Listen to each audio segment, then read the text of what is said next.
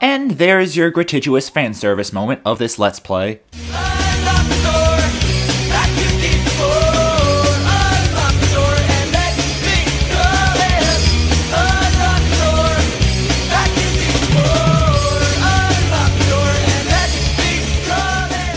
Hey there, friendos, Fredo Supreme, the American Dream, back with more Saints Row 2 action, and today, it's the finale, baby. That's right.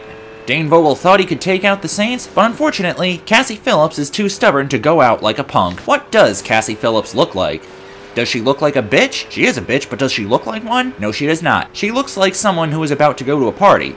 After all, that's one of the reasons why she just bought a new sweater vest. She would have worn a dress, but she's afraid of what'll happen if somebody has a small camera and decides to go peeking. Yeah, if that sort of thing happens, then the party is usually over at that point.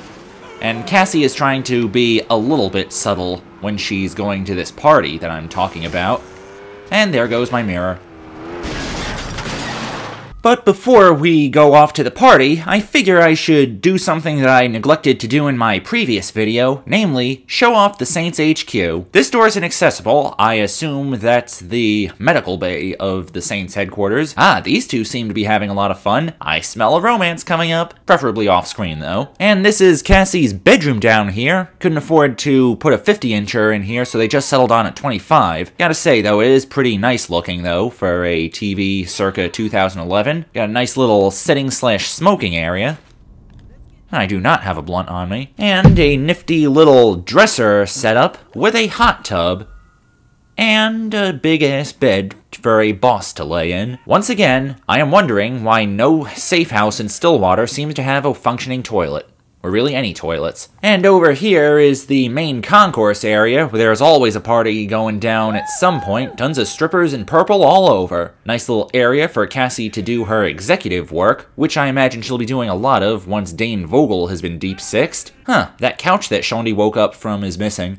Yeah, I assume she sold it for dread maintenance or something. And there is the Saint of Saints statue, practicing the best form of gun control. Using both hands, each holding a piece. Not bad, miss. Not bad. And down here we got a nice rec room area. Got another stripper pole on the table here. Got a pool table over there. Some neon around here. A lot more couches for sitting and or smoking. Got a nice bar. Playing 106.66 on the radio. Kind of interesting how most of the safe houses in this game aren't playing anything hip-hop. I mean, in default on the radio. I assume that's part of this game moving slightly less towards the stereotypical GTA-style game and trying to make it just gangsters in general. After all, not all gangsters like to listen to hip-hop. And over here we have what I assume is the auxiliary bar, leading out into the garage area. Kinda surprised that this part of the safe house, well, the Saints HQ, doesn't get upgraded as you progress in the game. Nonetheless, I have shown off the Saints HQ. Time to get on with the mission. What's this? Don't know. I found it here and it was addressed to you. Looking to crash your party? Thinking about it. Well, your history with boats is pretty solid, so, this seems like a good idea. I think I'm gonna go find Shondi. Good idea. Don't you care who sent it? Nope. But it's probably a trap. Yep. Got that right, Pierce. It probably is a trap. Now, you might be wondering, why is there a Valkyrie sitting in the parking lot? You're gonna see in a few seconds. So, notice that my GPS route is sticking to the roads in the event that I decide to use a car or otherwise just walk to the dock I have to go to continue the mission. Also, notice how it said to get to the dock and then get to the yacht. Here, once you get an attack chopper, or really any kind of aircraft, then the mission objective just changes to get to the yacht, because once you're in a helicopter, you don't really need to get to the dock. And you may have also noticed that message about the attack chopper that Ultor has dispatched. Looks like Pierce was right. It is a trap, and it would have been even more of a trap. Hello, Red Dot. What took you so long, eh? Wasn't much of a fight. Got that right, Cassie. With an attack chopper, this mission becomes remarkably easier. Now, had I decided to just follow the game's instructions and go down to the dock, then I would have still been followed by the chopper. Only difference is, I'd have to outmaneuver it while using a shark. And as you saw in the finale to the Ronin's missions, the Shark is not a very good vehicle to use when you're trying to dodge helicopters with explosives. I mean, if it can't dodge a depth charge enough, I probably should have landed closer. This is awkward, and if you can't dodge a depth charge from a helicopter, then trying to dodge homing missiles on a jet ski, that is a lot more annoying. Okay, time to see where those executives are. I'm just here for the executives, much like that guy. Oh look, one of them is panicking in the room. Bad news, sir. Your panic room is a complete failure. And it looks like there's even more, or at least just one more above?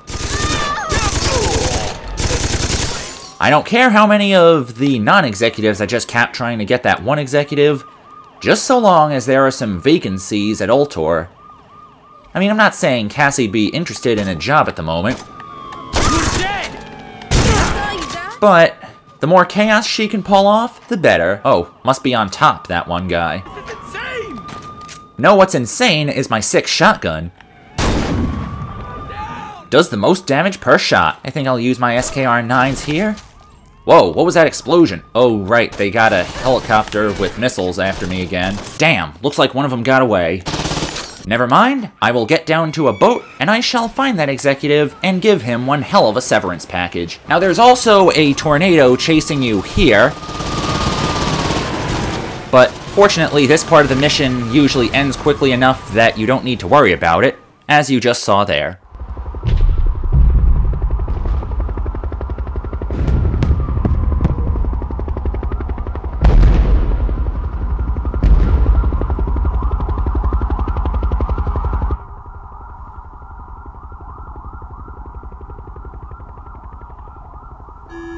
Mr. Vogel, will you be needing a car to take you to the party?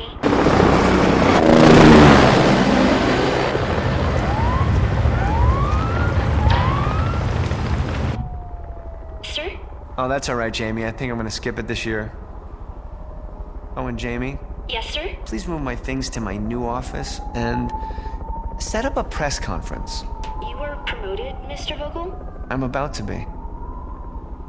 Couple things, Mr. Vogel. Why would you want to move to a new office? The one you got right now looks pretty fine to me. And 2, a press conference might not be the best thing, considering that most of your fellow executives, or at least the higher-ups, just got smoked. Personally, I'd wait somewhere for the heat to cool down a little bit, but hey, you do you, Mr. Vogel. Just makes you an easier target. Mighty convenient that the finale of the game starts not too far from where the penultimate mission ended. It's actually pretty convenient. Means you don't have to waste as much time if you're doing a speed run of this game. But you saw how quickly that last executive went down. I mean, even though he was making his getaway, you'd think that the executives in this game would learn to have slightly stronger boats, or at least like put a bulletproof barrier of sorts around them.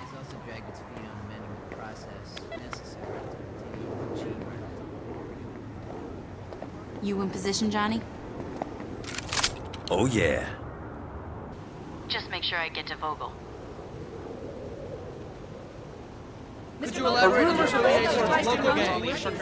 As most of you know, the Ultor Board of Directors were assassinated the other night, and while we at Ultor would like to take the time to mourn their passing, sadly that's a luxury we don't have.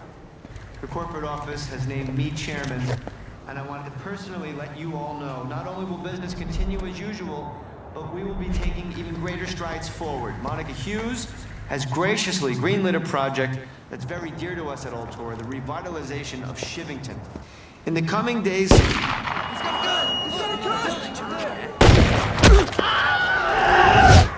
Mr. Vogel, come with us.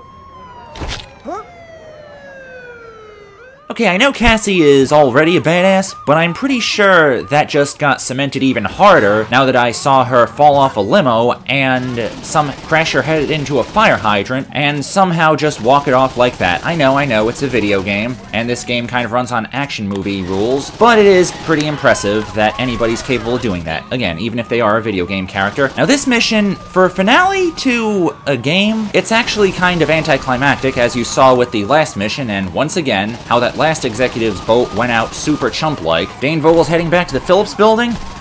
Not on my watch. That and a lot of missions introducing aircraft to contend with to spruce up the difficulty.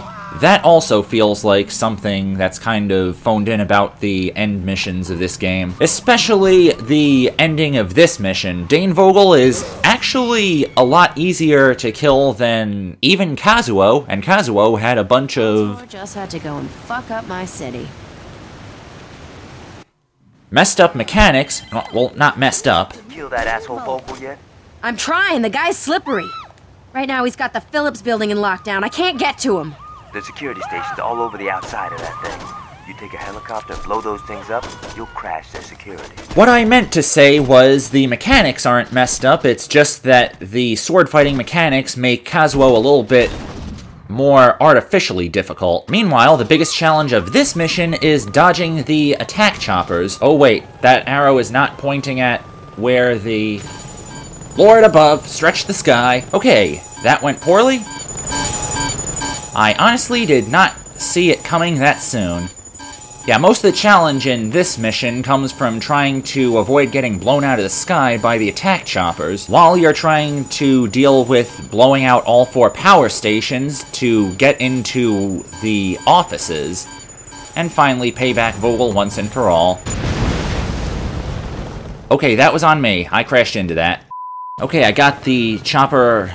got a visual on the chopper now. Good thing one missile is enough to take him out. But yes, I actually heard that there was a glitch where if you refuse to get in the chopper, well, actually, if you get in the chopper, then get back out, then eventually the... Okay, so it was not the light that did me in. I crashed into a support beam of some kind. Holy cow, this tower is enormous. But yes, most of the challenge in this mission comes from dealing with the attack choppers that show up. Hey, and it appears that I'm even better at finding them this time. But yes, the glitch that I was talking about, you get into this chopper down on the ground level, then you get back out and refuse to attack the other chopper, and eventually the chopper will go away and no more will respawn to take its place. I've never actually done that. Maybe I should have done it for this mission. Oh, there's the 3rd security station. But I have heard it is a pretty nifty glitch. Nice way to circumvent the insane difficulty brought on by that patch, giving tornadoes the intended ability to shoot missiles. Okay, now I just gotta get to the top of the building. Oh. It's a specific spot. Oh, there we go.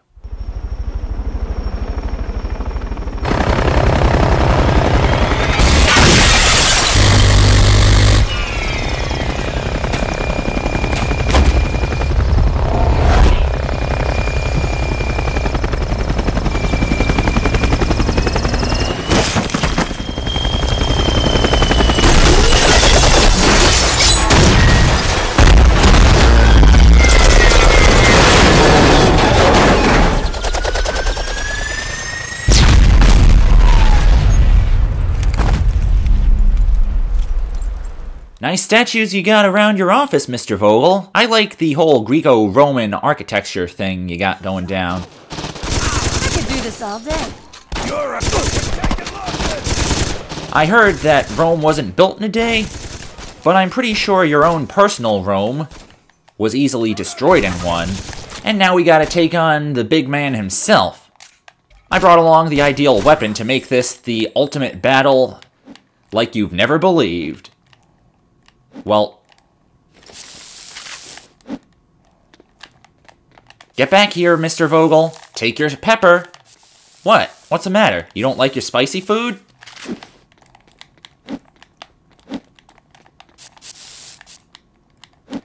Oh, come on. I was just having some spicy stuff with dinner a few hours ago.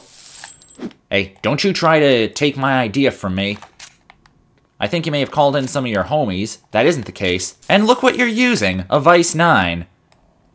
The clearest sign of a punk. And when I say it's the clearest sign of a punk, I don't mean cutscene Cassie. She was just using it because the game didn't know that you picked up any other weapons, which is weird, once again, because you get an NR4 in the tutorial mission. But yes, you can see how the final battle against Dane Vogel is kind of anticlimactic. The wiki says that more Masako spawn in once you deal with them, but clearly they did not. Alright, let's not be too hasty here. You're upset, you're frustrated, and you've got a gun, which I'd really like it if you would put that away. You should have thought of that before you sent a team to wipe out my gang. I tried telling the board that going after the Saints was a big mistake.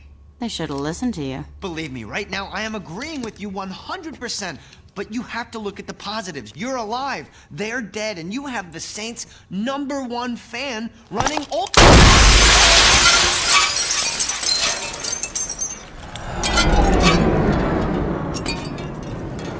Never try to kiss ass to a maniac with a gun.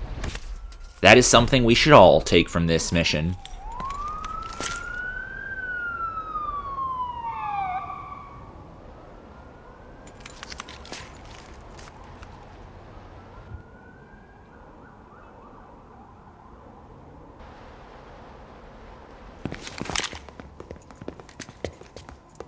We missed it? Told ya. Now pay up. Where the fuck were you guys? Traffic. What? He's not joking. The roads have been blocked off. You see Gad out there? Oh, he's fine. He's still out there killing cops. Figures. What is it? It's done. Time to pull out of there. You sure? Get the fuck off of me! I mean, I'm not running out of ammo anytime soon. I'm sure. See you back home. Later. Who you calling now? I'll ride.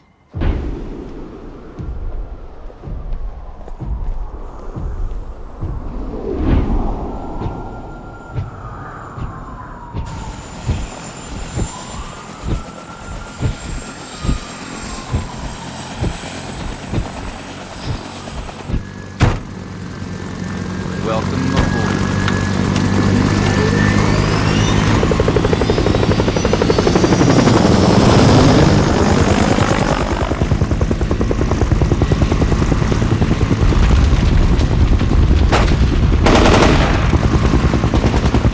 So what do we do now? This is our city. We do whatever the fuck we want to do. You know, it's been a long time since anybody saw Cassie smile like that, but, yep, Stilwater is once again property of the 3rd Street Saints, and there is nobody else in town that can try to take them out. Ooh, and we even got a good song from Tony Hawk's Project 8 playing in the background. Nifty. Well, that's not the name of the song. It's Woman by Wolfmother. I was just saying it was nifty. And I'm still talking over it because I'm trying to get as much footage in here without getting cut off by a copyright strike or anything. So, Saints Row 2. I'd say it's an amazing game. Because it is. As I stated at the beginning of this Let's Play, I got it off of the PlayStation Store for $10. Could have got the game for like $7.99, but the $10 bundle came with both pieces of story DLC, which would have cost me more than $10 had I bought the game and DLC separately. So I'd say this was a very good investment, and one of the reasons why Saints Row ended up becoming one of my favorite new discoveries of the 2010s. Again, I've been wanting to do a Let's Play of this game for a while after I got it, but I didn't have a capture card, and after Alpha Protocol I figured that this would be a good way to chill out. After all, it's a game that I have more experience playing, well, in terms of the genre at least. So, yeah, I initially wanted to do The Sopranos Road to Respect after Alpha Protocol, but for some reason I decided to do this because I didn't know how to record off a PS2.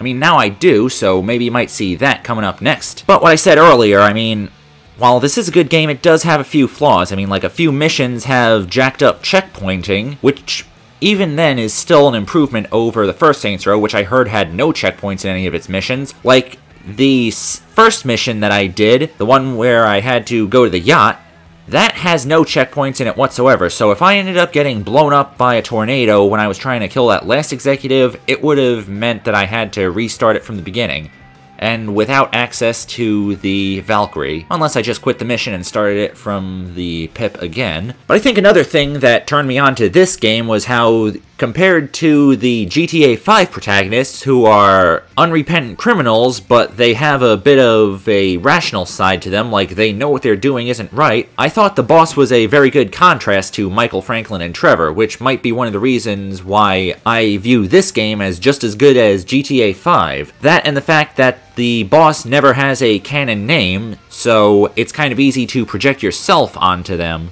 I mean, like, regardless of what you have them looking like. Like, I remember hearing somewhere that people who play video games as female characters are more comfortable with who they are, so I figured that doing a playthrough as my own OC, who happened to be a muscle-bound woman with Meg Ryan hair, that was also proof of me feeling comfortable with myself. That and the customization of this game, that's also something that I wanted to mention is very good. I mean, a lot better than GTA Online even, which does have a wide variety of clothes, but most of the time you can't wear them in any different styles. You can't do layers on certain clothes, whereas here you can layer as much as you want. That's pretty nifty. Kudos, Felician. Kudos. Oh, that's weird. Junichi's VA is billed first. Oh, there's Jamie Presley, voiced Jessica. Kind of appropriate considering that Jessica makes a slightly racist joke about Carlos that I wouldn't be surprised if Joy on My Name is Earl made. But yeah, that's another one of the reasons why I like this game. Huh, Courtenay Taylor's middle name is Kellen? Nice. Never knew that before. Oh, and James Z was in this. He was Eddie in Uncharted. Even Erin Fitzgerald? Yeah, I think she voiced some of the police officers. Damn. Kate Higgins, Keith Ferguson. Notice anybody else? Keith, unpronounceable last name, Nolan North? Damn. This game just went over the top with getting voice actors. Like, they got some real actors, and they got some voice actors as well. They have a wide variety. They clearly had a lot of money to throw away when it came to that regard. That's one of the other reasons why I compare this game to GTA 5. Tons of VAs, and a lot of them I actually kind of recognize. Once again, Volition, kudos. You know, I think I'm going to cut here to after the credits, because I like this song. It's Misery Business. It's a really catchy song. One of my big favorites. You know, I just can't stop praising this game. The soundtrack, so diverse. I mean, you would think as somebody who's routinely bought out Scratch That's stock, mainly to get style points, so I can get more respect, you would think that I would notice that the soundtrack in this game is incredibly diverse, but considering how long this credits went on for the music alone, it boggles my mind that this game has so much in terms of music. I mean, there's a lot of bands that were only really popular around the late 2000s. In hindsight, they are the kind of songs that I would have liked, mainly because, once again, they kind of remind me of Tony Hawk's soundtracks. In fact, that's also kind of the reason I like this game as well. It has a few songs that were also in Tony Hawk games. Okay, honestly, not that many were in this game, but there are a few other Tony Hawk songs that were in other Saints Row games. I'll be sure to point that out when I get to those songs in future Let's Plays. And hopefully I will have an Xbox 360 at least. Can't find one of those at the moment. So I can play the first Saints Row. And I'd say I'd also try to get an Xbox Live account, even if it is just to get the cosmetic DLC. Wouldn't be too bad. Some pretty nifty stuff in that DLC. Can't say no to a bunch of new clothing options and a few new cars. Can't say no to that either. Okay, these credits are dragging on a little bit longer than I thought, so I'm just going to post a link to the full credits on the Saints Row wiki and skip to the end here. A better life complete indeed. And oh look, Eric Griffin got named the new head of the special projects at Ultor. See, we saved him back during the Corporate Warfare DLC, and now he's making waves in the corporate world. And Dex is hiding in the coop, like the chicken that he is. Yeah, I'd say that is a happy ending to a very wild gangster story. It had thrills and chills, twists and turns, tears and laughter, and we even get our own attack chopper. I thought it blew up when Cassie bailed out of it. Storms a-brewin' is correct, Mr. Magazine, sir. And that storm's name? Hurricane Phillips. Enough respect to play more missions. I don't think I really need any more missions right now. Don't even have any. But seriously though, that was a pretty funny way I dealt with Dane Vogel, just pepper spraying him over and over again. Honestly, I'm kind of surprised that you're even allowed to use any kind of melee weapon during the Vogel fight. And I believe that is where we shall conclude for today. I'm Fredo Supreme, the American Dream. Holla at y'all later. That's right, number one. See me for who I am.